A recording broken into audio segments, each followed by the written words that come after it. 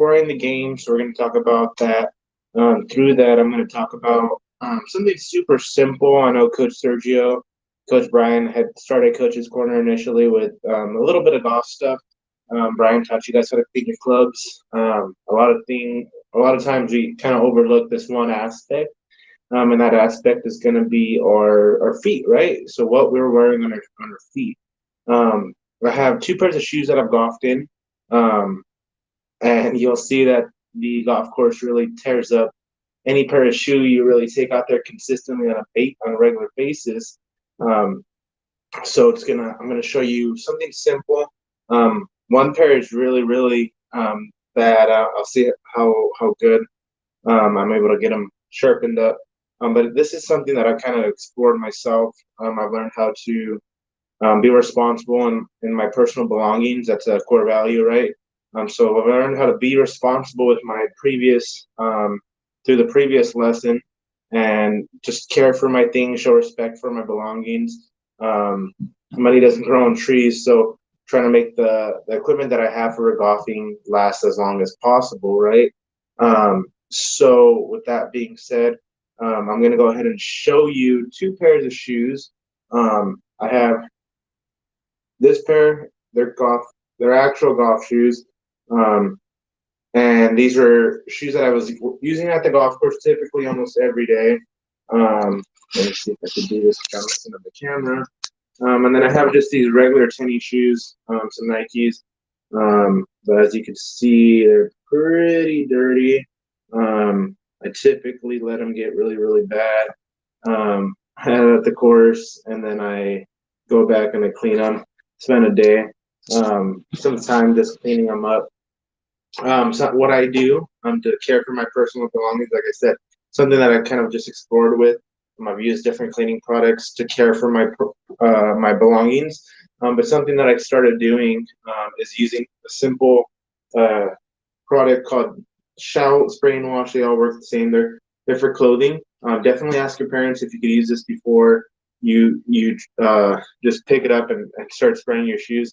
There are chemicals in it, so that's why it's really important to ask your parents first. If you get your parents' blessings, then you can go ahead and do it. One thing I already started the process on is I like to soak the shoes and leave them for at least 5 minutes. So I have the product soaking in the solution. I'm just going to give them one quick spray before I start again. So you'll see the shoe that I'm cleaning. I took the laces off. That way I'm able to get in between all the laces and get the tongue, because I don't want to have a really clean shoe and then a really dirty tongue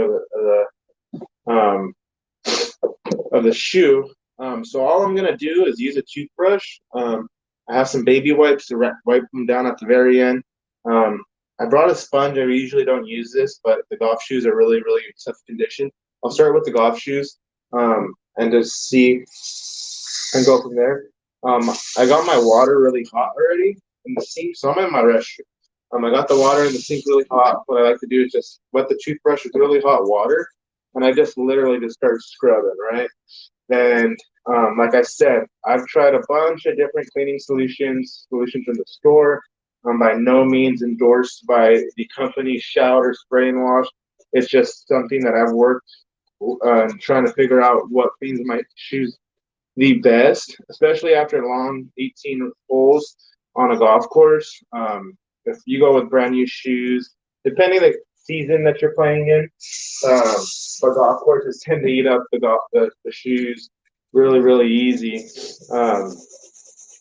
One thing I know is when you play in the winter time, if the course's drainage system isn't the best, then you're gonna typically see more bodies of water that start to form along the fairways, sometimes even on the greens.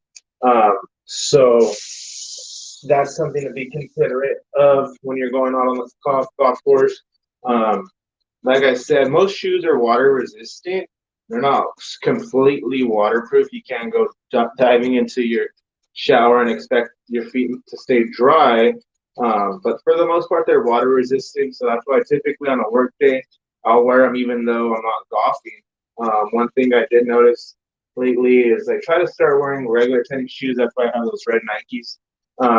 Because typically golf shoes aren't made to work in, right? If they're not running shoes, they're pretty much for when you get to the golf course. So when you finish your golf round, you swap out your pair of shoes, right? Um, and so that's why I try to clean them as much as I can. These were my last winter season shoes. So when I was working out on the golf course and um, I would use these during winter time, and sometimes I'm long. I mean, you could only take care of your products, your equipment for so long before just Mother Nature starts taking a toll on them, right? So I went ahead and tried to take care of them as much as I can, but I think Mother Nature just took the best of them and started really taking a toll on them. But I mean, this one's taken a little while. Like I said, the equipment's water resistant. So one thing I like to do in between scrubs is you'll see it. They're starting to clean up pretty good. Is I like to under the hot water just give it a quick little rinse. Be really really careful. Like I said, um, it is really really hot water that I like to scrub down my shoes with. So that's gonna cause a potential for burn. So just have your parent blessing or your parent's supervision while you're doing it. Um, and believe it or not, I do this with all my personal goods now. My shoes that I wear on a regular basis, I wear. And typically, I don't care too much if I get them dirty because I found that this, uh, just by exploring, right, I've used different, like I said, cleaning products. I've used Magic Clean erasers. They're just like a little white sponge that I've experimented with. I've used the cleaning products at the stores. I've ordered some high-end cleaning products, and you know what? This is just a household product that I always have at the house um, for doing laundry to begin with. So I figured, hey, I'm gonna try it. If it takes stains out of your t-shirts, a lot of the kids nowadays, I mean, they go out in playgrounds during school and they get their clothes really, really dirty, and expect your moms and dads just to be able to do the laundry and clean them all up and take the stains out. And I found out through my personal experience growing up is that if you use a product like that that's taking out all those tough stains, then you'll probably have a fair chance of going ahead and getting them out on your shoes. So it's coming out pretty good. You probably hear the scrubbing in the background. I switched to the towel, or I mean, sponge. It's double sided. Like I said, my golf shoes that I used last season were just really, really torn apart. I'll show you a final product right now in a minute of my golf shoe that I cleaned. And this is literally, I mean, I don't spend too much time because they're just going to get pretty bad again, pretty fast. But I'll show you. Typically, when I clean my personal shoes, like I said, I just do a quick little cleaning, and it takes me about 5 minutes to shoe. Using a toothbrush. Like I said, these golf shoes are just really really bad.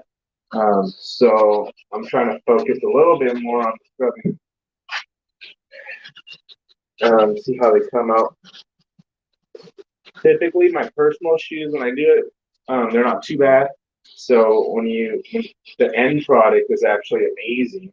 Um, Family members typically ask me if I bought new shoes right after I've cleaned my personal shoes. Um, and then taking consideration, like I said, these are over a year old. Um, I'll show you the golf shoe that was just completely thrashed. I mean, you probably know more or less how long I've been cleaning them for because you've been watching the video. I'm gonna get one last thing over here, just a paper towel. So I'm gonna just give it one dry clean. So I wiped them down with the wipey. Like I said, didn't spend too much time, but you're going to see the difference, and the difference is quite amazing. Awesome. So let me get them all squared away. So there's the finished product. Not too much dirt. I mean, around they're Adidas, so around the 3 stripes. Could probably use a little bit more time. But if you see the tongue is for the most part pretty good. The shoe, all nice and white again. A lot better than they were. As you see on the bottom, they were still fresh with the grass. I try to pound out the grass right now, but said they've been sitting a while. They're my last season's golf shoes. So now let me show you the side-by-side comparison. They're exactly the same if you want to go back to the start of the video. The one on my left, which is probably your right in the video, is going to be the dirty one. So this one, oh no, this one is the one that's completely dirty. And they were the same 5 minutes ago, or however long it was. You'll see, there you go. Last side, all right. Like I said, the only way I knew about this results that you get out of cleaning your shoes is because I've just explored, right? Like I said, money doesn't really grow on trees, so I try to make my personal products last as long as possible. And that means just experimenting, right? We'll talk about on the golf course, when you go on the golf course, a lot of times it's just figuring out what works for you. So the first tee, a lot of times kids come to the campus, oh, teach me how to hit far, teach me how to do that, teach me how to make the ball curve and draw and fade. Believe it or not, the first tee tries to have as much self-exploration as possible. Meaning, we want you to figure it out. And once you get to the park curriculum, I mean, we're not going to just leave you out dry. I mean, we're gonna guide you there, right? So, we're gonna take all the necessary steps to get you to figure out what needs to be done in your golf swing, and we're gonna help you self-explore. But I mean, at the end of the day, it pretty much comes down to exploring the games. A lot of kids ask me what part of golf is my favorite, and I get a lot of satisfaction when I am chipping or pitching my short game, and I get it really, really close to the pin. I'm able to pin it in a perfect location for an easy 1 foot, because that to me helps me lower my personal score when I'm out on the golf course playing. So that's one thing I get really good satisfaction. But I mean, I only knew it because I go out there and I practice. What is it that I enjoy? I'm pretty sure like basketball players like Steph Curry, their favorite part of the game as far as actual performance is shooting 3-pointers, right? That's what he's known for. That or dribbling. He's really good at dribbling. There's other players that are defensive players in the NBA who might get better satisfaction off a blocks shot. But it's literally through self-exploration where you start learning what you enjoy in each game. I tell kids you don't have to love every aspect of the game, especially if it's recreational. You're doing it for fun. You have to learn how to pick and choose in the game. What is it that you like and want to take away from it? What can golf teach you? Because golf is more than just a game. The first tee has 9 core values that tie in really seamlessly to it. And I think that's one big thing that I enjoy about working with the first tee is just learning how seamlessly these learner objectives just blend into the game of golf. So I think we do an awesome job with the coaches that we have delivering that those learner objectives as seamlessly as possible. And seamlessly, I mean, we could go take you to a station and tell you a game, and that game is going to teach you maybe responsibilities, right? they're probably going to tell you to keep your score. And what does keeping your score do? It teaches you integrity because now you have to report to the coach. What is it that you're accurate on this score? And honesty is a core value. And we expect you to tell us the truth. We're not babysitting you. We're not gonna hold your hand and count your score for you. We're gonna expect you to come out and tell us with all honesty what was it that you got, right? So we expect you to use the core value of integrity and honesty. And at the same time, you're also learning a little bit about responsibility. So that to me is really, really important. How we're able to kind of seamlessly change these lessons so easily, right? So this shoe's almost done. Got a little bit more wet than usual that I kind of do. I typically don't soak my tennis shoes just because they take a little longer. I like to run in these shoes, so I try not to put them out of commission because you are gonna have to let them dry. So definitely don't soak them or wet them too much. It's your only pair of shoes. Luckily, I got a couple extras. A couple came in for my birthday last month, so I could afford to put these out in the backyard and let them air dry. If you do get them too wet, make sure you take the inside insole off. That way, they could dry a little faster. Awesome. So I'm going to see if I can set up my camera because my other shoe actually is holding the camera up. So let me see if I can get this pair so I can kind of show you. Like I said before, I only know that this works because I just tried it. I said, hey, pick up the laundry cleaner and spray some on my shoe. So here's the finished product, right? Here's how they looked at the beginning. So let me see if I can do a side-by-side comparison. This one's a lot cleaner. Let me see if I can bring it closer to the camera. All right, right there. You'll see how one's really brown almost. The other one's white. The red starts becoming a lot more vibrant, a lot colorful, warm. This one looks dull still. And it's not just because it's a little wet. It actually stays this color after the cleaning. But like I said, the only reason I know this works, I hope you guys are able to kind of care for your equipment a little bit more, is just because I tried it. Nobody told me, hey, cleaning product for laundry works really, really well when you're cleaning your shoes.